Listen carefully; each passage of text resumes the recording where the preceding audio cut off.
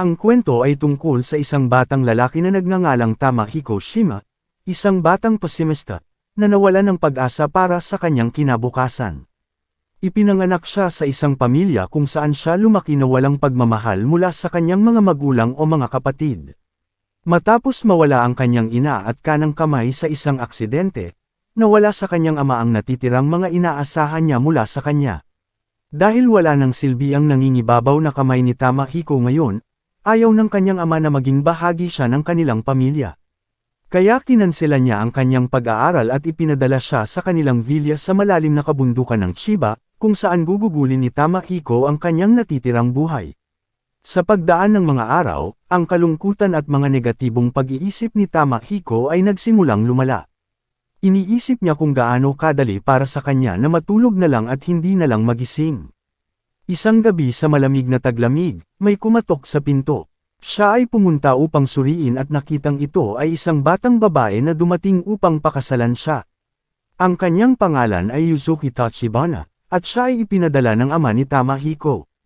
Walang sinuman sa isang kilalang pamilya ang magbibigay ng kanilang anak kay Tamahiko, kaya bumili ang kanyang ama ng nobya na mag-aalaga sa kanya. Dahil alam niyang naglakbay siya dito sa malupit na panahon, ibinigay ni Tamahiko ang kanyang Amerikana sa kanya. Pagkatapos ay ipinakita niya sa kanya ang silid kung saan siya tutuloy, at pagkatapos nito, nang walang sinasabing anuman ang pumunta sa kanyang silid. Katulad ng ibang araw, muling nagkaroon ng walang tulog si Tamahiko. Gayunpaman, hindi tulad ng ibang mga araw, ngayon ay maraming ingay dahil kay Yuzuki. Gising na siya at naglilinis ng bahay. Gusto ni Yuzuki na maging matulungin, kaya tinulungan niyang hugasan ang mukha ni Tamahiko at iginiit na matulog ito para maiwasan ang dark circles. Ngunit hindi gusto ni Tamahiko kung gaano siya ka-forward at pumasok siya sa loob ng kanyang silid. Ngunit dumating din doon si Yuzuki at nagsimulang maglinis ng kwarto. Pagkatapos, bumili siya ng mga gulay sa nayon at nagluluto ng almusal. Ngunit sa kabila ng mga pagsisikap na ito, hindi siya gusto ni Tamahiko.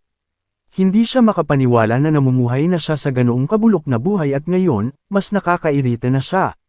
Sa sandaling iyon, pumasok si Yuzuki sa banyo at pinilit na linisin ang likod. Iniisip ni Tamahiko kung anong meron sa babaeng ito. Kung titingnan ang kanyang ugali at lakas, naniniwala siyang namuhay siya ng maginhawang buhay. Ngunit sinabi sa kanya ni Yuzuki, mayroon siyang dalawang alalahanin, at pareho silang napakalaki. Pagkatapos ay napagtanto ni Tamahiko na nakalimutan niya na si Yuzuki ay ibinenta upang mabayaran ang utang ng kanyang mga magulang, kaya malamang na namuhay siya ng malupit.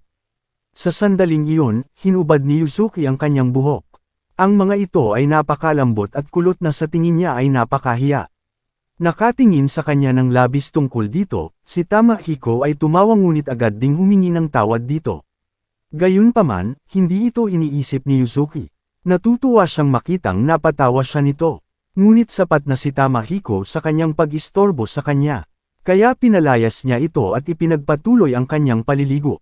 Ito ay ika-31 ng Desyembre taong 1921, at ang taon ay papalapit na sa pagtatapos. Pero baliwala lang ito kay Tamahiko dahil gaya ng dati, nawawala siya sa kanyang pag-iisip ng maalala kung paano hiniling ng lahat sa kanyang pamilya na sana ay namatay din siya sa aksidente. Sakto namang pumasok si Yuzuki sa kwarto. Pagkatapos sindihan ng apoy, gumawa siya ng tsaa. Naiirita siya kay Tamahiko. Tinatanong niya kung hindi siya galit sa kanya. Ang pagiging asawa ng isang pessimistic na lalaki na may isang kamay lamang na nagtatrabaho, hiniling niya sa kanya na ilabas kung gaano niya kinamumuhian ang kanyang kasawian. Binuhos ni Yuzuki ang tsaa at binigay sa kanya. Siya ay kumakanta ng isang nakapapawing pagod na kanta na nagpapaalala kay Tamahiko ng kanyang mga kabataan na kinakanta ito ng kanyang ina para sa kanyang nakababatang kapatid na babae. Ngunit muli, nagsisimula siyang matindaan ang mga negatibong kaisipan. Sawa na siyang hindi kailangan, sawa na siyang masaktan. Gabi-gabi, iniisip niya kahit mamatay siya, walang magluluksa sa pagkamatay niya. Tinapik ni Yuzuki ang kanyang ulo at inaalaw siya. Tinanong ni Tamahiko kung bakit napakabait sa kanya ng isang tulad niya na hindi man lang niya pamilya. Ipinahayag ni Yuzuki na nang mabili siya ng 10,000 yen, natakot siya kung anong uri ng tao ang magiging asawa niya. Ngunit nang sa wakas ay nakilala niya ito, nalaman niya kaagad kung gaano siya kabait, at mamahalin siya nito sa buong buhay niya. Kaya naman gusto rin niya itong pahalagahan. Hinawakan niya ang kamay nito at tinanong kung dapat silang matulog ng magkasama dahil bagong taon na. Pumayag naman si Tamahiko, pero ngayon, nababaliw na siya dahil hindi niya alam ang gagawin sa mga ganitong sitwasyon. Sinusubukan niyang kumuha ng ilang ideya mula sa Dirty Magazine. Gayunpaman, ang ibig sabihin ni Yuzuki ay literal na matulog ng magkasama sa iisang kwarto. Humihingi ng paumanhin si Yuzuki kung gusto niyang matulog sa parehong futon. Ngunit hindi sila kasal kaya ito ay isang kaiyahiyang gawa sa ngalan niya. Wala siyang minahal, ngunit ipinangako niyang iligtas ang sarili para sa kanya. Binati niya ito ng magandang gabi at matutulog na. Nagtataka si Tamahiko kung anong meron sa babaeng ito. Habang nakapikit siya, sa susunod na paggising niya ay bagong taon na at sinalubong siya ni Yuzuki. Naghahain si Yuzuki ng almusal, at isa ito sa mga paboritong lutuin sa bagong taon. Masarap itong makita ni Tamahiko, ngunit hindi pa rin maalis sa isip ang kanilang pag-uusap kahapon. Sa hapon, habang naliligo si Yuzuki, aksidenteng nakapasok si Tamahiko sa banyo. Agad niyang isinara ang pinto at tumakbo palayo. Pagkatapos, humingi ng paumanhin si Yuzuki sa pagpapakita ng kanyang kaiyahiyang panig. Ngunit tiniyak ni Tamahiko na wala siyang nakita, dahil umaambon ang silid. Pagkatapos nito, inihain ni Yuzuki ang tanghalian. Maya-maya lang ay may dumating na mail para kay Tamahiko mula sa kanyang ama. Binasa niya ito at nalaman niyang nakatanggap ng mga alok na kasal ang kanyang nakatatandang kapatid. Gayunpaman, kung malalaman ng ibang pamilya na mayroon silang walang kwentang nakababatang kapatid, magdudulot ito ng kahihiyan sa kanilang pamilya at masisira ang mga laban. Kaya naman para maiwasan ito, napagdesisyonan niyang ideklara itong patay sa aksidente. Nadudurog lang ang puso ni Tamahiko. Dumating si Yuzuki at inanyayahan siyang kumain ng hapunan, ngunit sinabi niya sa kanya na lumayo. Hindi makatulog si Yuzuki. Kinabukasan ay hindi rin lumalabas si Tamahiko sa kanyang silid, kaya siya ang gumagawa ng mga gawaing bahay. Gayunpaman, sa gabi ay sapat na si Yuzuki. Pumasok siya sa silid at nalaman niyang nilalagnat siya. Siya ang nag-aalaga sa kanya at nalaman ang tungkol sa sulat. Dahil dito, naniniwala si Tamahiko na mas mabuting mamatay na siya. Sa ganitong paraan, makukuha ng kanyang pamilya ang matagal na nilang ninanais at makakalaya din siya sa pag-aalaga sa isang kaawa-awang tao. Hinawakan ni Yuzuki ang kanyang mga pisngi at sinabing hindi nakakatawang sabihin ang mga bagay na ito. Niyakap niya ito at sinisigurong magiging mas mabuti ang lahat. Kinabukasan, buti na lang at wala na ang lagnat ni Tamahiko. Hinanap niya si Yuzuki at nakita niyang kumakanta at nagluluto ng almusal. Nang makita siya ni Yuzuki, nabigla siya at sinabi sa kanya na kailangan niyang magpahinga. Pero nag-iisa lang daw si Tamahiko kaya nakakaramdam siya ng inip. Sinuri ni Yuzuki ang kanyang lagnat at natutuwa siyang makitang wala na ito. Upang pasalamatan siya para sa kahapon, tinanong ni Tamahiko si Yuzuki kung gusto niyang pumunta sa Tokyo. Agad namang pumayag si Yuzuki. Pagdating nila doon, namangha siya nang makita ang napakaraming tao na nakasuot ng modernong damit. Pero sa kabilang banda, takot na takot si Tamahiko na makita ang napakaraming tao. Nanumpa siyang hinding-hindi siya aalis ng bahay, pero para kay Yuzuki yun kaya kumalma siya. Pagpasok nila sa isang malaking tindahan, tulad ng isang maliit na bata, si Yuzuki ay sumasabog sa pananabik. Bilang pasasalamat, gusto ni Tamahiko na bumili ng kimono para sa kanya. Pagkatapos pumili ng 2 kimono, tinanong niya si Tamahiko kung alin ang magiging maganda sa kanya. Pareho silang maganda, kaya sinabi ni Tamahiko sa kanya na maaari niyang makuha ang 2. Yuzuki freaks dahil ang mga ito ay insanely mahal. Ngunit tiniyak ni Tamahiko na mayroon siyang sapat na pera. Pagkatapos bilhin ito, ipinangako niya sa kanya na iingatan niya ito. At para masiguradong mananatili niyang buhay ang mahalagang alaala na ito, sa hinaharap kapag nagkaanak na sila ay ipapasa niya ito sa kanila. Nang marinig ang mga nakakahiyang bagay, namula si Tamahiko. Matapos maglibot ng ilang oras, itinuon ni Yuzuki ang kanyang mga mata sa ilang ice cream, kaya binili ito ni Tamahiko. First time ni Yuzuki na kumain ito kaya tuwang-tuwa siya. Habang sinusubukan niyang pakainin siya, ang mga tao sa malapit ay nagsimulang magchismis tungkol sa kung gaano kaiya ang mga kabataan. Pagkatapos kumain, sumakay na sila sa tren at tumuloy sa kanilang tahanan. Doon, pagkatapos ng nakakapagod na araw, nahulog si Yuzuki sa balikat ni Tamahiko. At nang siya ay malapit ng mahulog sa kabilang panig, hinayla siya nito palapit at hinayaan siyang magpahinga. Makalipas ang ilang araw, tapos na si Yuzuki sa pananahi ng kanyang kimono. Napakarilag na hindi maalis ni Tamahiko ang kanyang mga mata. Maya-maya, dumating ang nakababatang kapatid ni Tamahiko na si Tamako. Takot na takot si Tamahiko na makita siya. Sa lahat ng gamit niya, pumunta siya dito para magstay ng ilang araw sa family guest house nila. Natarante si Tamahiko at ipinaalala sa kanya na tahanan niya ito ngayon. Gayunpaman, ayaw makarinig ni Tamako mula sa isang taong patay na. Nang makita niya si Yuzuki, napagtanto niya kung sino siya at nagsimulang pagtawanan ang kanyang tangkad.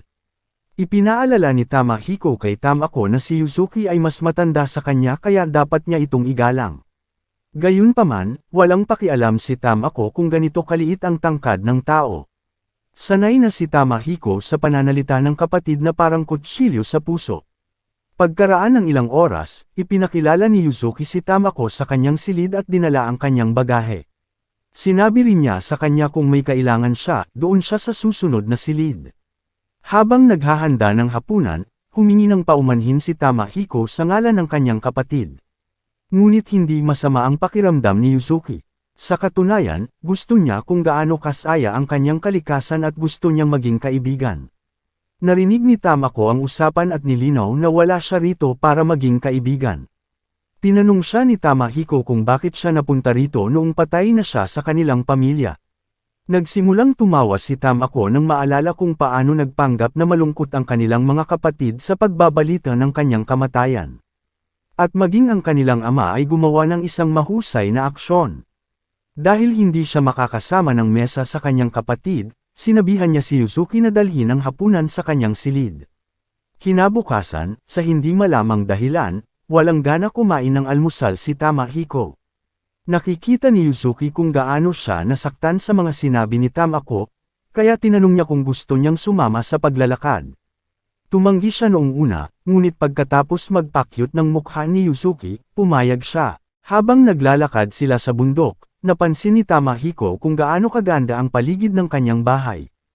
Hindi nagtagal ay nakarating na sila sa kanilang destinasyon, at sa pagtingin sa tanawin, nagsimulang gumaan ang pakiramdam ni Tamahiko.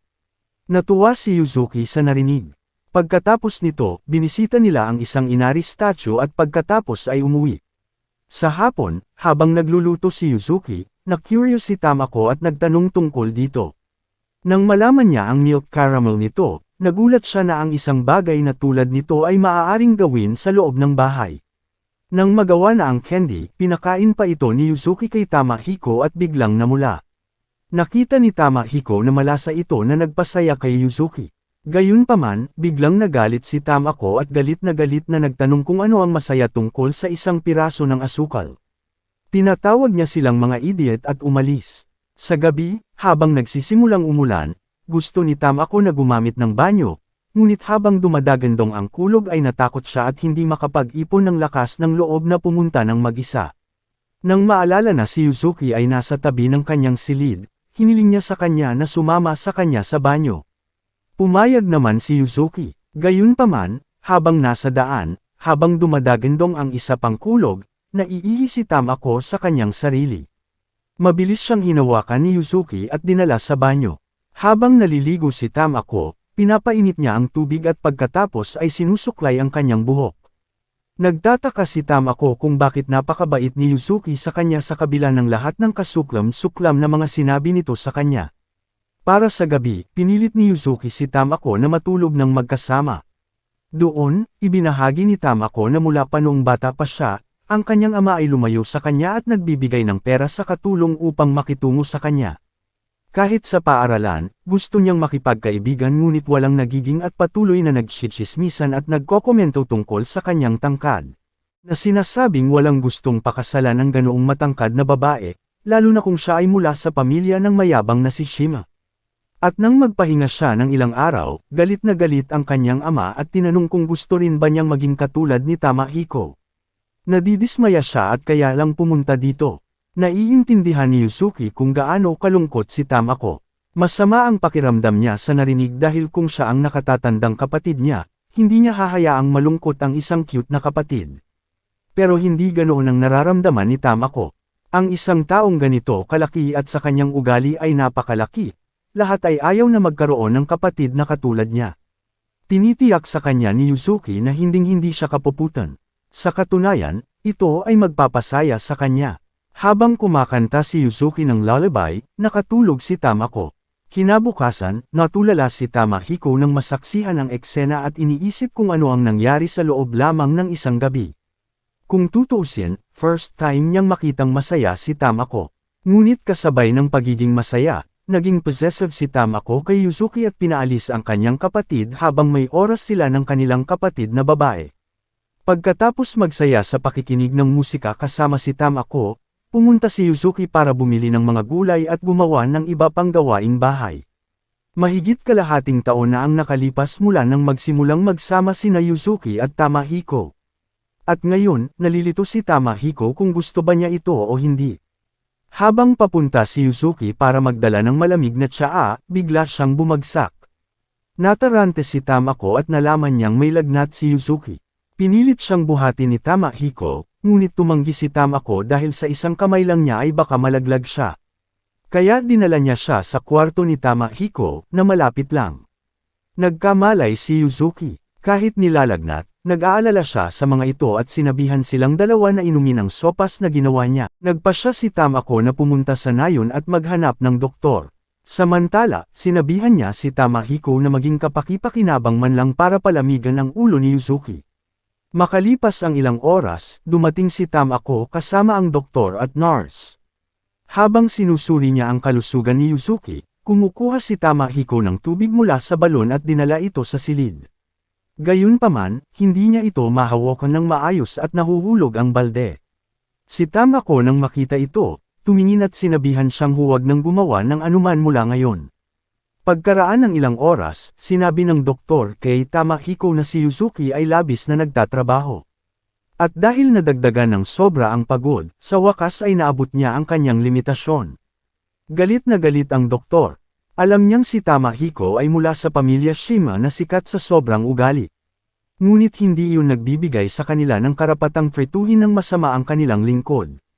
Kahit gaano pa sila kay Aman, hindi naaayos ang ilang bagay na tulad nito. Pagkasabi nito ay umalis na sila. Tinanong ni Tamako si Tamahiko kung bakit hindi niya sinabi ang totoo, na hindi niya alipin si Yuzuki. Hindi sinabi ni Tamahiko dahil totoo naman na dahil sa kanya naging ganito si Yuzuki. Habang pupunta si Tamako para alagaan si Yuzuki, napagtanto ni Tamahiko kung wala siya dito.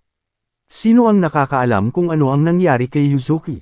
Alam niyang kung mananatili si Yuzuki sa kanya, sakit at hirap lang ang mararanasan niya. Sa gabi, muling nag-aalala si Yuzuki kay Tamahiko at nagtanong kung kumain na ba siya ng hapunan. Tiniyak ni Tamako na ginawa niya ito, ngunit tinanong niya kung ang kanyang kapatid na lalaki ay ang tamang tao para sa kanyang pakasalan. Siya ay ganap na walang silbi at isang pessimistic na tao na iniisip lamang ang mga negatibong bagay. Sinabi ni Yuzuki kung iiwan siya nito, muli siyang mag-isa, na magpapalungkot sa kanya. Naniniwala siya na balang araw ay sisimulan muli ni Tamahiko ang pag-asa sa buhay nito. Kung tutuusin, siya na ang magiging asawa niya. Sa sinabi nito, muling tumindi ang kanyang lagnat. Sa 10 p.m., si Tamahiko ay nasa kanyang silid na nag-aalala tungkol kay Yuzuki. Hindi siya nakikipagkita sa kanya, dahil kanina, sinabihan siya ni Tamako na huwag mag-alala dahil kasama niya ito. Pero hindi lang siya makaupo at walang magawa. Kaya nagpasya siyang pumunta sa kwarto ni Yuzuki. Pagpasok sa silid, nakita niya si Yuzuki na hinihingal at may dugo sa dibdib nito. Nagsimulang mag-alala si Tamahiko at tumingin ng malapitan. Nakita niyang sinusubukang punitan ni Yuzuki ang mga bendahe ngunit sa huli ay nasaktan ang kamay nito. Si Yuzuki ay kalahating tulog at naniniwalang ang kaharap niya ay si Tamako, kaya hiniling niya sa kanya na kalasin ang bendahe. Nagulat si Tamahiko at nagsimulang tumingin sa paligid at iniisip kung nasaan si Tamako. Gayunpaman, nang makita kung gaano ang paghihirap ni Yuzuki, nagpasya siyang putulin ang mga bendahe. Kumuha siya ng gunting at pinutol iyon. At sa sandaling lumuwag ang mga bendahe, sumambulat ang mga melon ni Yuzuki. Si Yuzuki sa paggising ay nabigla. Humihingi siya ng paumanhin dahil muli niyang ipinakita ang kanyang kaiyahiyang panig. Ngunit kasama ng kanyang buhok, ito ang pangalawang malaking bagay na kanyang inaalala. Lumalaki na sila na para bang hinihigop nila ang lahat ng nutrisyon niya sa taas. Mukha siyang mataba, naninigas ang kanyang mga balikat, at napakaraming bagay na ikinababahala ng kanyang mga melon. Biglang humingi ng tawad si Tamahiko kay Yuzuki. Sinabi niya sa kanya na hindi niya kayang pasayahin siya, at hindi siya kayang suportahan. Maaari niyang mamuhay ang kanyang sariling buhay tulad ng nabubuhay na siya, ngunit nais niyang makahanap siya ng kaligayahan sa iba. Niyakap siya ni Yuzuki at ipinahayag na magiging masaya siya hanggat kasama niya ito. Lumipat ang eksena sa susunod na araw. Nang makita si Yuzuki sa tabi ng kanyang pinto, nabigla si Tamahiko at sinabihan siyang magpahinga man lang para sa isa pang araw, ngunit maganda ang pakiramdam ni Yuzuki. Sa katunayan, nakapagluto na siya ng almusal. Sa pagtingin sa kanyang ngiti, sa halip na iwan siya, nagsimulang mag-isip si Tamahiko kung paano siya magiging mas mabuting tao para masuportahan niya si Yuzuki. Upang maging isa, kailangan muna niyang alisin ang kanyang negatibong pag-iisip. Sa sandaling iyon, ipinaalam ni Tamako sa kanila na aalis siya bukas sa bahay dahil layunin niyang maging isang doktor. Matapos makilala si Yuzuki at makita kung gaano siya kabait, naramdaman ni Tamako ang pagnanais na maging katulad niya. At nang makita niyang nagdurusa si Yuzuki, nadismaya siya sa kanyang kawalan ng kakayahan at nagpasya siyang makakuha ng kaalaman sa medisina para makatulong sa iba. Ang kanilang tiyuhin na si Tamasok ay nagpapatakbo ng isang klinika sa Kobe kung saan siya titira at mag-aaral. Kaya sinabi niya kay Yuzuki na wala siyang dapat alalahanin. Lumipat ang eksena sa gabi. Matapos impake ang lahat ng gamit, umupo si Tamahiko sa tabi ni Tamako at nagpasalamat sa kanyang pagpunta dito at pag-aalaga kay Yuzuki. Gustong-gusto niya kung madalaw niya ulit sila. Namula si Tamako at sinabi sa kanya na hindi niya kailangang pasalamatan ito. Kung sa muling pagbabalik dito, bibisita lang siya para sa kanyang nakatatandang kapatid na si Yuzuki. Sa sandaling iyon, dumating si Yuzuki at nagmumungkahi na matulog ng magkasama para sa huling gabi. Sa gabi, habang parehong natutulog sina Yuzuki at Tamako, naaalala ni Tamahiko kung paanong tulad niya, si Tamako ay hindi rin nakatanggap ng pagmamahal mula sa kanilang ama at ina. Ngunit dahil masyado siyang abala sa pag-aalala tungkol sa kanyang sarili, hindi siya nagkaroon ng pagkakataong pag-aanan ang pasanin na iyon para sa kanya. Bilang isang nakatatandang kapatid, siya ay talagang isang kabiguan. Ngunit alam niyang magiging maayos siya at magiging isang mabuting doktor. Kung tutuusin, siya ang pinakamamahal niya. Kinabukasan, aalis na si Tamako. Matapos makipag-usap kay Yuzuki, habang namumula ay sinabi niya sa kanyang kapatid na sa susunod na tapik ang kanyang ulo kapag siya ay ganap na gising. Sa pamamagitan nito, umaalis ang tren. Makalipas ang isang buwan, una na ng Setyembre. Habang nagsusulat ng liham si Tamahiko, may dalang tsaa si Yuzuki. Ngunit bigla niyang naalala na ngayon ang araw ng pamilihan, kaya mabilis siyang nagtungo sa nayon. Nang marinig ni Tamahiko ang tungkol sa nayon, naalala ni Tamahiko ang sinabi ng doktor kanina ay nagsimulang mag-alala. Sa nayon, pagdating ni Yuzuki, ang mga tao ay nagsimulang magtsismisan tungkol sa kung paano nakatira ang isang batang babae kasama ang isang lalaking nag-iisa sa kalaliman ng kabundukan. Ngunit hindi sila pinakinggan ni Yuzuki at ipinagpatuloy ang kanyang pamimili. Maya-maya lang, tumakbo si Tamahiko. Tinutulungan niya siya sa pagdadala ng mga gamit, at napagtanto niya kung gaano sila pinagtsitsismisan ng mga taga-nayon. Gayunpaman, hindi ito nakakaabala kay Yuzuki. Sa totoo lang, napakasaya niya ngayon. Simula kasi nang pumunta sila ng Tokyo, pangalawang beses na nilang lumabas para bumili ng kung ano-ano. Pareho silang gumugugol ng susunod na kalahating oras sa pamimili ng mga gulay, pagkain at pag-inom. Si Tamahiko sa pagkakita ng napakaraming libro ay nasa sabik. Mahal na mahal niya ang pag-aaral dahil sa murang edad niya, pareho na siyang sinukuan ng mga magulang niya at hindi siya pinapansin kahit birthday niya. Kaya naging matalik niyang kaibigan ang mga libro. Pagkatapos nilang mamili ng mga libro, umuwi na sila. Sa gabi, naghahanda si Yuzuki ng piging para ipagdiwang ang kaarawan ni Tamahiko. Tinanong ni Yuzuki si Tamako tungkol dito, kaya inilagay niya ang kanyang puso sa paggawa ng regalo. Hindi ito isang bagay na magarbong, ngunit dahil alam niyang mahilig siyang magbasa ng mga libro, naisip niyang babagay sa kanya ang isang bookmark. Tuwang-tuwa si Tamahiko, naging emosyonal siya. Hinawakan ni Yuzuki ang kanyang kamay at binati siya ng maligayang kaarawan. Napagtanto ni Tamahiko na hindi na siya malungkot gaya ng dati. Niyakap niya ito at ipinahayag na ang marinig lamang ang maligayang kaarawan ay napakahalaga sa kanya. Nangako siyang pahalagahan siya, ngunit pagkatapos ay itinutuwid ang kanyang sarili sa pagsasabing ang ibig niyang sabihin ay isang regalo. Maya-maya lang, may ingay na nabasag at pumunta si Tamahiko para tingnan ito. Pumasok siya sa kanyang silid at nakita ang isang batang babae na nakaupo at kumakain ng mga candy na ginawa ni Yuzuki. Hinihingi ni Tamahiko kung ano ang ginagawa niya dito. Lumapit ang dalaga at ipinakilala ang sarili bilang si Raya Otsumi. Nagulat si Tamahiko. Nagtataka siya kung paano magiging kalmado ang isang tao pagkatapos pumasok sa bahay ng isang tao. Inilabas ni Raya ang isang libro na nakita niya sa kanyang silid.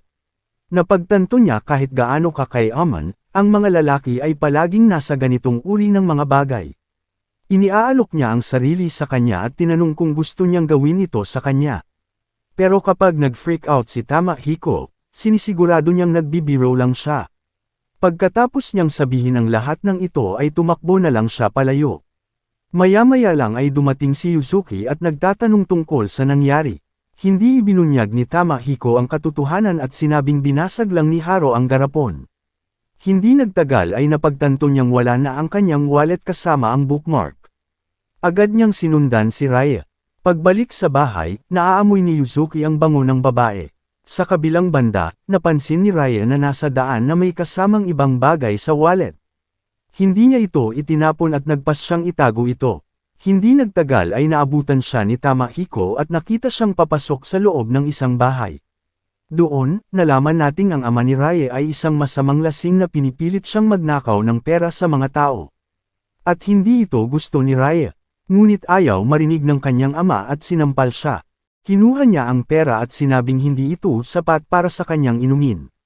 Pero pilit itong binawi ni Raya para mapakain niya ang kanyang mga kapatid. Ngunit muli, siya ay binugbog.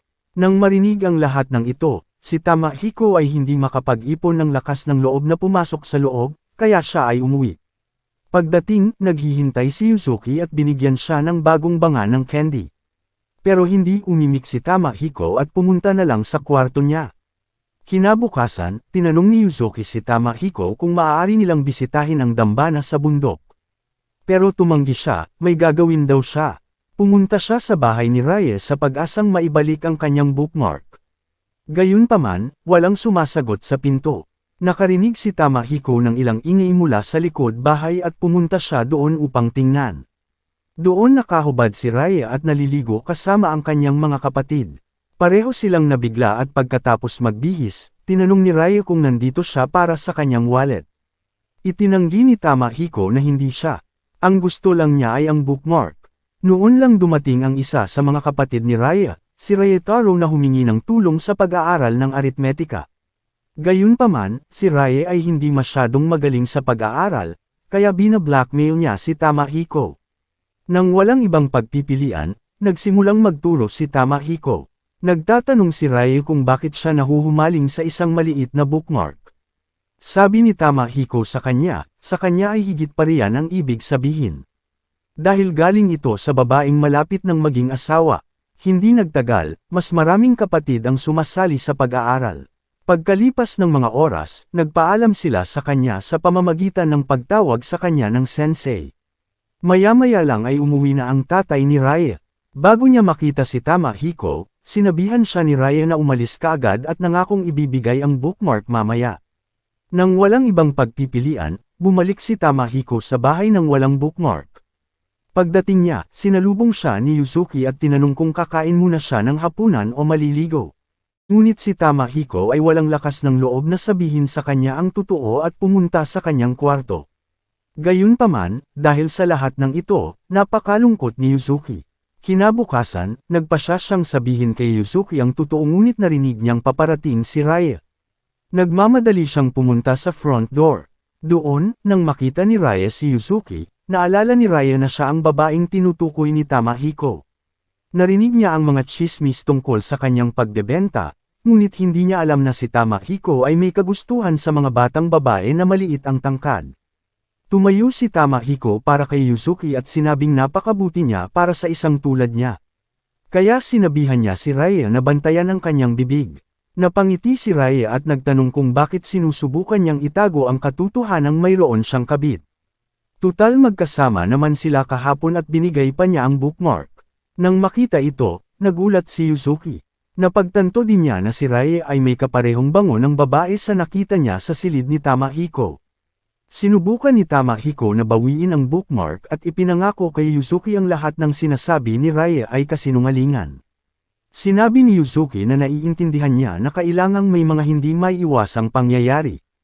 Kaya pinunit niya ang bookmark at sinabing hayaan na lang ito.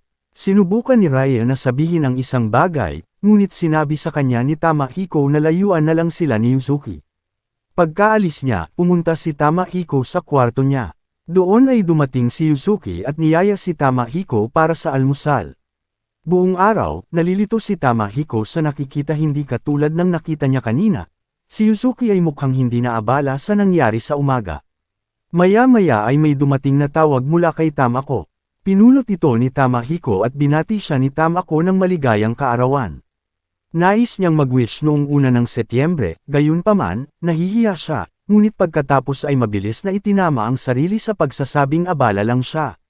Nagpasalamat si Tamahiko sa kanya at pagkatapos nito, tinanong ni Tamako kung maayos ba ang lahat sa pagitan nila ni Yuzuki. Ibinahagi ni Tamahiko ang nangyari. Nang malaman ang sitwasyon, tinanong ni Tamako kung naisip niya kung bakit binigyan siya ni Yuzuki ng bulaklak ng kampanilya at hindi ng ibang bulaklak.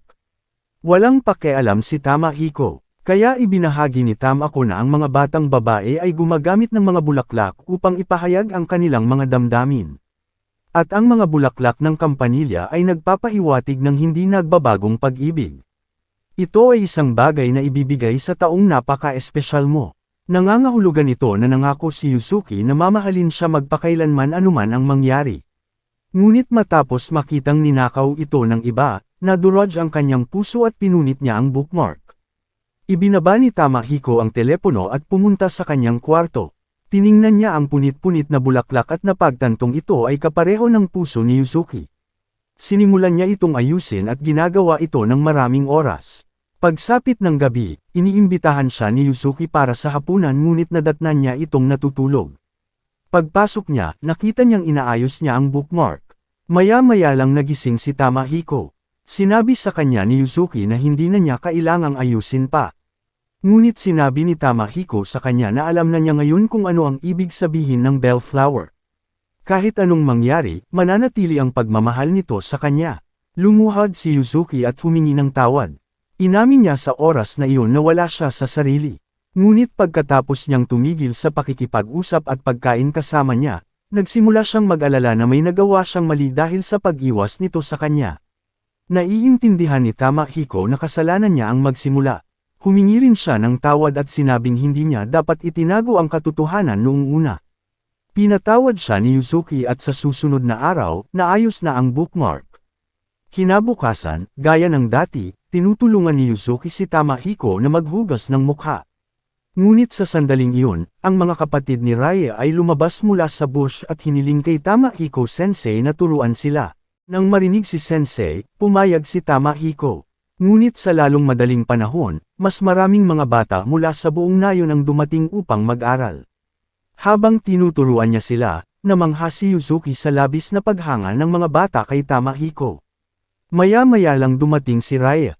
Pumunta siya dito para magluto ng tanghalian. Kaya hinawakan niya si Yuzuki at dinala sa kusina. Tinanong siya kung may nararamdaman ba siya para kay Tamahiko. Tahimik na sinasabi sa kanya ni Raya na gusto niya talaga siya. Pero may gusto din siya sa kanya. Katulad niya, ipinagbili rin siya sa isang pamilya. At nang makita niya si Yuzuki na hindi nagsisire kahit na nalaman niya ang potensyal na relasyon ng taong mahal niya, napagtanto ni Raya na siya ay isang kawili-wiling babae. Humingi ng tawad si Raya sa kanyang ginawa at pinatawad siya ni Yuzuki. Pagkatapos gawin ang tanghalian, dumating si Tamahiko na nagtatanong kung may sinabi ulit si Raya sa kanya. Ngunit tiniyak ni Yuzuki na maayos ang lahat. Katulad ngayon, sa mga susunod na linggo, ang mga batang nayon ay pumupunta sa bahay ni Tamahiko at nag-aaral ng ilang oras. Noong ika-31 ng Disyembre, nagtutulungan sina Yuzuki at Tamahiko sa paglilinis ng bahay. Pagkatapos, kapag siya ay napagod, inilagay ni Yuzuki ang kanyang ulo sa kanyang kondogan at binati siya ng magandang gabi. Pagkaraan ng ilang oras, pagkagising niya, hinanap ni Tamahiko si Yuzuki at nakita niya itong nakaupo mag-isa sa malamig na panahon. Binalot siya nito ng kumot at tinanong kung ano ang ginagawa niya. Ibinahagi ni Yuzuki na nawala siya sa kanyang pag-iisip. Actually, birthday niya ngayon, at ngayong nasa tamang edad na siya, handa na siyang pakasalan ito. Gayunpaman, tumanggi si Tamahiko na hindi niya ito mapapangasawa. Siya ay napakabuti para sa kanya, ngunit siya at ang kanyang kanang kamay ay walang silbi. Sa palagay niya ay mas mabuti kung mananatili siyang mag-isa, ngunit nais din niyang maging isang mas mabuting tao. Nais niyang ipagpatuloy ang kanyang pag-aaral, upang makahanap siya ng trabaho at magamit ito upang maitaguyod ang kanilang pamilya. Kaya pala hindi pa niya ito mapapangasawa. Naiintindihan ito ni Yuzuki at handang maghintay. Makita pa lang siyang kumakain ng ginagawa niya, nakahiga na siya sa kondogan niya ang ultimate happiness niya. Nang marinig ito, hinalikan lang ni Tamahiko si Yuzuki at ipinahayag ang kanyang pagmamahal. Ngunit nagsimula siyang matakot nang maramdaman kung gaano kalambot ang labi nito. At sa lalong madaling panahon, tumunog ang kampana ng bagong taon. Ang eksena ay lumipat sa susunod na araw pagkatapos ng isa pang sesyon ng pag-aaral. Bago umalis, pinasalamatan ni Ryotaro si Tamahiko para sa lahat. Ngunit hindi na siya makakadalo sa anumang mga sesyon kasama niya, at ito ang kanyang paalam sa kanya. Pagkasabi nito ay umalis na si Ryotaro. Sa gabi, tumatakbo si Raya at sa gulat ay sinabi sa kanila ang tungkol sa pagkawala ni Ryotaro. Agad na naghiwa-hiwalay ang lahat at nagsimulang maghanap sa kanya. Pagkaraan ng ilang minuto, sa wakas ay nahanap na siya ni Tamahiko at Yuzuki na natutulog sa isang bodega. Nang magising siya, ibinahagi niya na nagpasya ang kanyang kapatid na huminto sa pagnanakaw, kaya sinubukan niyang ibenta ang sarili. Pero hindi niya kayang makita itong gumagawa ng mga ganoong bagay. Kaya imbes na siya, nagdesisyon siyang magtrabaho sa Tokyo at maghanap buhay para sa kanyang pamilya. Gayunpaman, natatakot siyang iwan ang kanyang pamilya. Napanganga si Tamahiko sa narinig. Sinabi niya kay Ryotaro na mas malakas na siya kaysa sa kanya. Ang pagpili na magtrabaho para sa kanyang pamilya sa murang edad na hindi kayang gawin ng maraming tao. Kaya dapat ipagmalaki niya ang sarili niya. Maya-maya, dumating si Raya at niyakap siya. Matapos marinig mula sa taong hinahangaan niya, nagpasya si Ryotaro na pumunta sa Tokyo. Lumipat ang eksena sa susunod na araw. Nang papaalis na ang tren, niyakap niya si Raya at pinasalamatan si Tamahiko sa lahat. Sa bahay, sumusulat muli si Tamahiko ng liham sa kanyang ama na humihiling sa kanya na payagan siyang pumasok sa paaralan. Ngunit wala siyang nakuhang tugon sa alinman sa mga ito. Maya-maya lang may dumating na dalawang sulat. Ang isa ay mula sa kaibigan ni Yuzuki at ang isa ay mula sa tiyuhin ni Tamahiko na si Tamasok. Sa sulat, ibinahagi niya na binanggit sa kanya ni Tamako kung paano gustong pumasok ni Tamahiko sa paaralan ngunit hindi ito pinayagan ng kanilang ama. Hindi alam ni Tamasok ang tungkol sa kanyang nakatatandang kapatid, ngunit hindi niya maaaring hayaang masayang ang napakahusay na binata. Nais niyang mag-alok ng kanyang suporta at maghihintay ng kanyang tugon. Agad siyang tinawagan ni Tamahiko at binigay ang kanyang sagot. Tuwang-tuwa si Yuzuki para sa kanya. Sa pamamagitan nito, layunin ni Tamahiko na laktawan ang isang grado at lumipat sa ikalawang taon ng high school. Ngunit kailangan niyang kumuha ng entrance exam at para doon, kailangan niyang mag-aral ng mabuti. Gayunpaman, sa lahat ng pumupunta sa kanyang bahay, siya ay nahihirapan. Isang sikat na mang-aawit na nagngangalang Katori Shiritori ang dumating sa istasyon ng Chiba. Ang bawat isa sa silid ay may kani-kanyang panalangin at gustong makilala sila. Hinihiling nila na sumama siya dahil ito ay magpapasaya kay Yuzuki. Gusto ni Tamahiko na gugulin ang kanyang oras sa pag-aaral ngunit kung ito ang magpapasaya kay Yuzuki, pumayag siya. Pagdating nila sa istasyon ng Chiba, isang malaking pulutong ang nagtipon upang makinig sa musika ni Katori. Siya ay kumakanta ng napakagandang musika, lahat kasama si Tamahiko ay nakaka-relax. Natutuwa si Tamahiko na pumunta siya rito. Pagkatapos nito, na may higit na focus, nag-aaral si Tamahiko at nagbibigay ng kanyang entrance exam. At sa kabutihang palad, siya ang napili. Dumating ang araw na kailangan niyang pumasok sa bago niyang paaralan. Matapos mawala ang kanyang ina, kamay, pamilya at mga kaibigan, siya ay nasa bingit ng pagkawala ng lahat. Ngunit dumating si Yuzuki sa kanyang buhay at binigyan siya ng bagong pag-asa. Nagpaalam ito sa kanya at tumungo sa paaralan. Pagdating niya sa kanyang paaralan, kasama si Tamahiko, may isa pang transfer student, si Hakaru Shiratori, ang kambal na kapatid ni Katori Shiratori. Pagkatapos niyang magpakilala ay si Tamahiko naman. Pero walang alam, siya ay mula sa pamilya Shima, nagsimulang magtsismisan ang mga estudyante at planong layuan siya. Gaya ng inaasahan, hindi sila nakikipag-usap sa kanya ngunit lumalapit kay Hakaru. Sa PE class, tumatagal si Tamahiko para magpalit, kaya huli na siyang dumating. Kaya bilang parusa ng magkasanib na responsibilidad, ang lahat ay sinabihan na tumakbo ng 1 oras. Pagkatapos nito, mas lumalala ang kanyang imahe. Sa tanghalian, kumakain siyang mag-isa at sa huli ay nagiging emosyonal. Sa panahon ng art class, ang lahat ay naatasang gumuhit ng isang taong mahalaga sa kanila. Kakaiba, lumapit si Hakaru at umupo sa tabi ni Tamahiko. Tumingin siya sa drawing at humagalpak lang ng tawa. Tinutokso niya si Tamahiko sa pagsasabing may mahusay siyang talento at ipinagmamalaki niya ang kanyang sariling pagguhit. Ngunit nang makita ni Tamahiko ang drawing, sa halip na tumawa, sinabi ni Tamahiko kay Hakaru na pumunta at palitan ang numero ng kanyang salamin. Nag-aalala talaga siya sa akin. Habang nagsisimula silang mag-roast ng sining ng isa't isa, pinarusahan sila ng guro at sinabihan silang gumawa ng mga larawan ng isa't isa. Kaya, pumunta sila sa bahay ni Tamahiko kung saan masayang-masaya si Yuzuki nang makakita ng bisita. Habang sila ay abala, binanggit ni Hakaru na si Yuzuki ay may kaibig-ibig na ngiti. Pumayag naman si Tamahiko. Pahayag niya, makita lang niya ito ay sobrang saya na niya. Ngunit nang malaman niya ang sinabi niya, namula siya at pumunta sa kusina para magdala ng tsaa. Doon, nagtatanong si Yuzuki tungkol sa paaralan.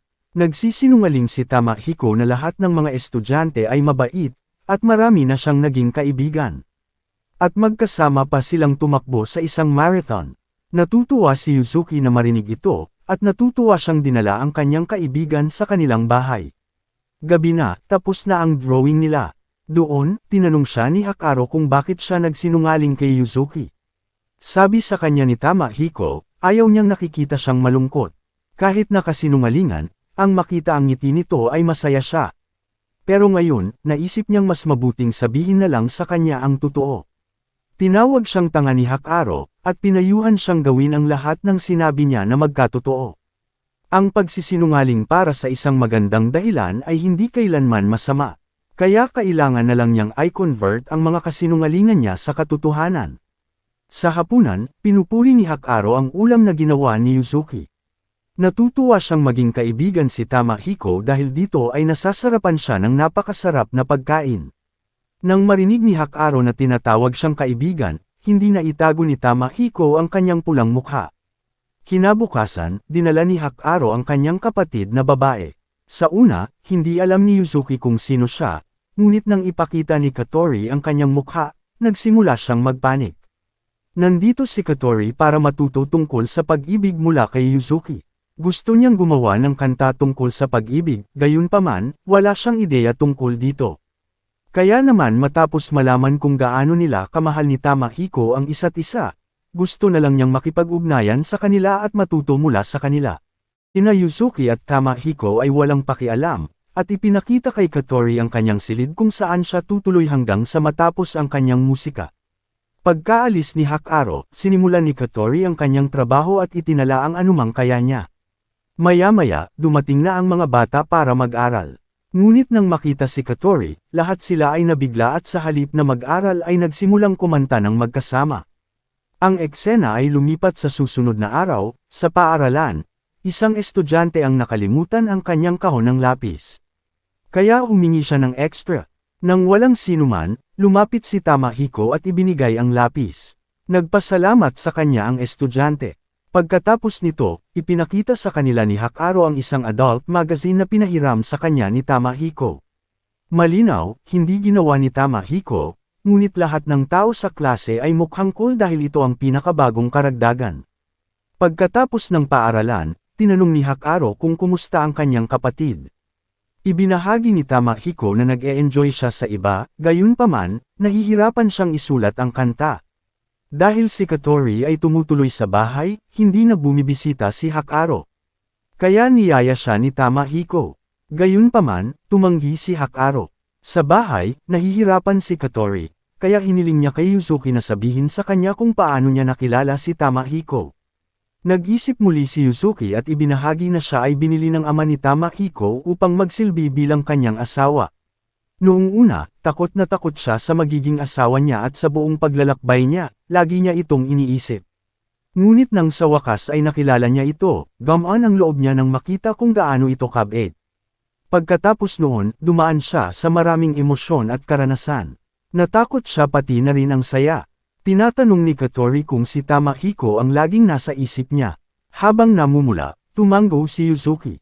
Sa pakikinig sa lahat ng ito, mas nauunawaan ni Katori ang pag-ibig. Nagpapasalamat siya kay Yuzuki dahil ngayon ay makakabuo na siya ng magandang kanta. Alam ni Yuzuki na magiging napakagandang kanta ito dahil walang kasing seryoso sa kanya pagdating sa pagmamahal sa musika. Ngunit hindi ganoon ang nararamdaman ni Katori. Sinabi niya na si Hakaro ang unang mahilig sa musika. Lumipat ang eksena sa gabi. Gaya ng dati, ibinahagi ni Tamahiko ang nangyari sa paaralan, at kung ano ang pakiramdam niya na iniiwasan ni Hakaro si Katori. Ibinahagi rin ni Yuzuki ang kanyang narinig ngayon.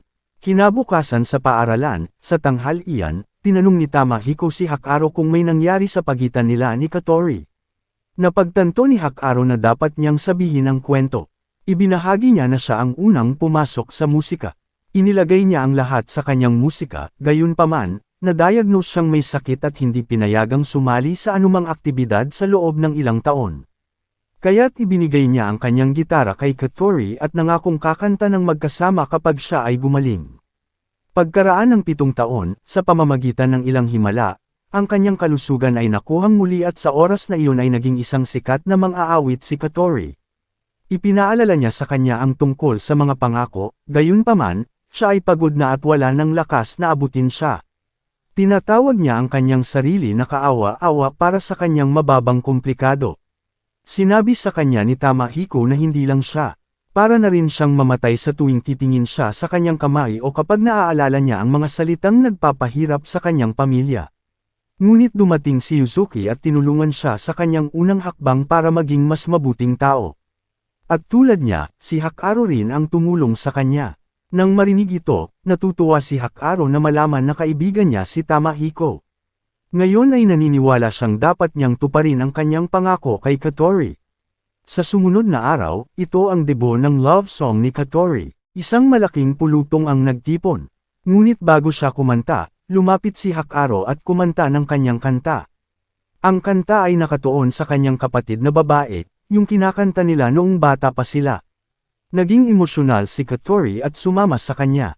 Nang matapos ito, kinanta ni Katori ang kanyang bagong kanta. Nagbabago ang eksena sa gabi, habang nasa daan. Namangha si Yuzuki sa bagong kanta ni Katori. Dahil dito, parang gusto niyang sabihin kay Tamahiko ang I love you, pero hindi siya nag-ipon ng lakas ng loob at niyakap na lang siya. Kinabukasan, nakatanggap si Yuzuki ng sulat mula sa kaibigan niyang si Midori. Matapos basahin ito, nabigla siya nang malaman niyang buntis si Midori kaya ikakasal na siya. Tiyak na ginawa ni Midori ang mga bagay ng hindi maayos, ngunit napakasaya ni Yuzuki para sa kanyang matalik na kaibigan. At bago lumipat si Midori sa tahanan ng kanyang magiging asawa, iniimbitahan niya si Yuzuki sa Tokyo sa loob ng ilang araw. Ayaw pumunta ni Yuzuki dahil nag-aalala siya kay Tamahiko at kung ano ang gagawin nito sa kanyang mga pagkain. Ngunit tiniyak ni Tamahiko na magiging maayos ang lahat, kaya pinilit niya itong pumunta at magsaya. Sa hapon, pumunta sila sa isang dambana ng nayon upang ipagdasal si Midori at ang kanyang magiging anak. Iminumungkahi din ni Yuzuki na pumunta dito kapag magkakaanak na rin sila. Ngunit napahiya si Tamahiko at mabilis na nagdala ng good luck charm para kay Midori. Sa pamamagitan nito, sa susunod na araw, handa na si Yuzuki na umalis patungong Tokyo. Habang wala siya, hiniling niya kay Rie na gumawa ng pagkain para kay Tamahiko. Hinawakan ni Yuzuki ang kanyang kamay at ipinahayag na mamimiss niya siya. Nang magkahalika na silang dalawa, sinampal ni Tamahiko ang sarili dahil sa paggawa ng kalaswan sa publiko. Inaalaw niya ito at ipinangako na marami silang gagawing halikan sa pag-uwi nito. Pero pagkaalis niya, nagtataka siya kung bakit niya sinabi iyon. Pagdating sa Tokyo, nakipagkita si Yuzuki kay Midori. Napakatagal na kaya pareho silang emosyonal na muling magsama. Pumunta sila sa isang malapit na kafe kung saan ibinahagi ni Midori kung gaano karaming problema ang kinailangan niyang harapin sa pagbubuntis bago ikasal. Galit na galit ang kanyang mga magulang at mga kamag-anak, ngunit agad na yumako ang kanyang kasintahan at nangakong pakakasalan siya. Tuwang-tuwa si Yuzuki na malaman na siya ay isang kahangahangang tao. Binibigyan niya ng good luck charm si Midori. Matapos gumugol ng mas maraming oras sa paggawa ng iba't ibang bagay ng magkasama, sa gabi ay tinanong ni Midori si Yuzuki kung hindi siya mag-aasawa.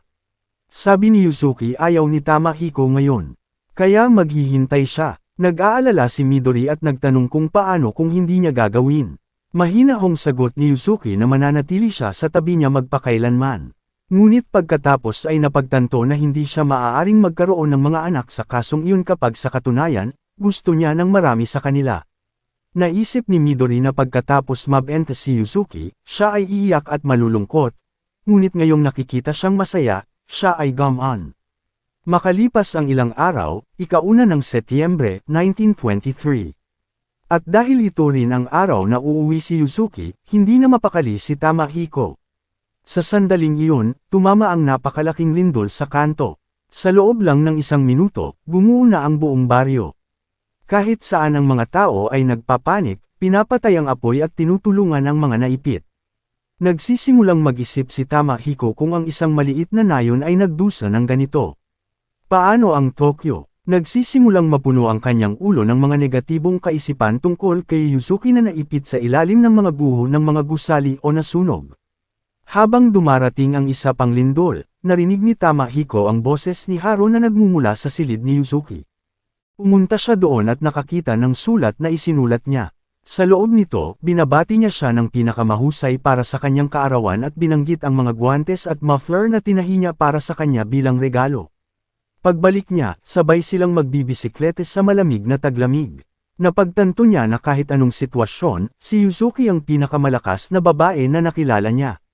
Naniniwala siya na malalampasan niya ang pagsubok na ito, ngunit hindi siya maaaring umupo na lamang at walang magawa. Nangako siyang mananatili sa tabi niya at protektahan siya, kaya nagpasya siyang pumunta sa Tokyo. Hindi na nag-aksaya pa ng oras, naghanda si Tamahiko, naghanda ng pagkain, at nag-set out. Habang nasa daan, nakasalubong niya ang kanyang mga estudyante sa Rie. Gusto rin siyang sumama ni Rie dahil kay Rie Taro. Ang mga nakababatang bata, na nag-aalala tungkol sa kanilang kapatid, ay tinitiyak sa kanya na sila ay magiging maayos sa kanilang sarili. Dahil alam niyang nawasak ang bahay at maraming tao ang nasugatan, sinabi ni Tamahiko sa kanila na habang wala siya, gusto niyang dalhin nila sa kanyang bahay ang bawat taga-nayon na nawalan ng tirahan. Itinayo ito ng kanyang lolo upang maging matibay, kaya dapat itong ligtas. Nagpasalamat ang lahat sa kanya, at kasama nito, umalis sina Tamahiko at Rie. Habang sila ay naglalakbay, dumaan sila sa iba pang mga nayon kung saan ang mga kondisyon ay parehong nagwawasak. Ang mga tren ay nadisteril, ang mga tahanan ay nawasak, at ang mga tao ay nawalan ng pag-asa. Pagsapit ng gabi, nakarating sila sa Tokyo. Doon, mas malala pa ang sitwasyon, bumagsak ang mga gusali, at desperadong naghahanap ng masisilungan ang mga tao. Tinawag niya ang pangalan ni Yuzuki, ngunit sa sandaling iyon, may tumawag sa kanya. Nang makita ni Tamahiko na si Tamako iyon, bumagsak siya sa pagod. Paggising niya, nakita niya si Uncle Tamasok. Ang mga medikal na koponan mula sa buong Japan ay dumating upang tumulong, na ginagamot ang mga tao matapos ang pagkasira ng mga ospital. Pinayuhan niya itong magpahinga ng ilang oras, ngunit hindi magawa ni Tamahiko. Kailangan niyang hanapin agad si Yuzuki. Sinabi sa kanya ni Tamasok na maaaring mukhang malupit, ngunit ang paghahanap ng isang kabataang babae sa Tokyo sa gitna ng sitwasyon ay halos imposible. Pero hindi pwedeng maupo lang si Tamahiko dito na walang ginagawa. Naniniwala siyang tiyak na buhay si Yuzuki. Nang marinig siya, nagulat si Tamasok pati na rin ang namangha nang makita kung gaano siya naging positibo. Gusto niyang makilala ang dalaga na gumawa ng milagro sa kanyang pamangkin at pati na rin sa kanyang pamangkin. Sa pamamagitan nito, handa nang lumabas sina Tamahiko, Raya, at Tamako. Naghiwalay sila at hinanap sina Yuzuki at Rayetaro. Dumating si Tamahiko sa isang estatwa kung saan maraming nawawalang pangalan ng mga tao. Kaya inilagay niya ang pangalan ni Yuzuki at ipinagpatuloy ang kanyang paghahanap. Sa kanilang paglalakbay, binibisita nila ang maraming mga site ng first aid, ngunit kahit saan sila tumingin, hindi sila matagumpay. Sa pagpapatuloy, nadatnan ni Tamahiko ang mga taong nag-uusap tungkol sa mga nasunog na bangkay na na-cremate sa mismong lugar. Nang marinig ito, nagsimulang magpanik si Tamako nang mapagtantong hindi na nila makikita si Yuzuki. Noong una, nabigla rin si Tamahiko, ngunit alam niyang kailangan niyang maging matatag sa harap ni Tamako, kaya inaalaw niya ito at sinisigurong magiging maayos si Yuzuki. Pagsapit ng gabi, nakasalubong nila ang isang batang babae na malapit ng kitilin ng kanyang buhay. Gayunpaman, si Midori ang pumunta lang dito para magdasal. Nang makita ni Tamahiko ang good luck charm, napagtanto ni Tamahiko kung sino siya. Nagtanong siya tungkol kay Yuzuki at ibinahagi niya na habang sila ay tumatakas, sila ay naghiwalay. At pagkatapos niyang mawalan ng malay, ang susunod na paggising niya ay nasa first aid site. Sinisisi ni Midori ang sarili sa kasalukuyang sitwasyon. Kung hindi niya tinawagan si Yuzuki dito noong una, ayos lang sana siya. Inaaliw siya ni Tamahiko na huwag mag-isip ng ganoon. Sinabi niya kay Tamako na alagaan si Midori at hinanap si Yuzuki. Nang walang pahinga, binibisita niya ang mga lugar ng first aid, pati na rin ang mga namatay. Kinabukasan, nadatnan niya sina Katori at Hakaro, na kumakanta upang pasayahin ang mga tao at tumulong sa pamimigay ng mga rasyon. Nang hindi alam ang tungkol kay Yuzuki, nagsimula na ring mag-alala sina Hakaro at Katori para sa kanya. Nakatanggap si Tamahiko ng mga rice ball mula kay Katori at ipinagpatuloy ang kanyang paghahanap. Sa kabutihang palad ay natagpuan si Rayetaro, at ang mga taga-nayon ay ginagamot sa bahay ni Tamahiko, kaya ngayon ay si Yuzuki na lang ang natitira. Biglang, isang batang lalaki ang nagnakaw ng mga bola ng bigas at tumakbo palayo.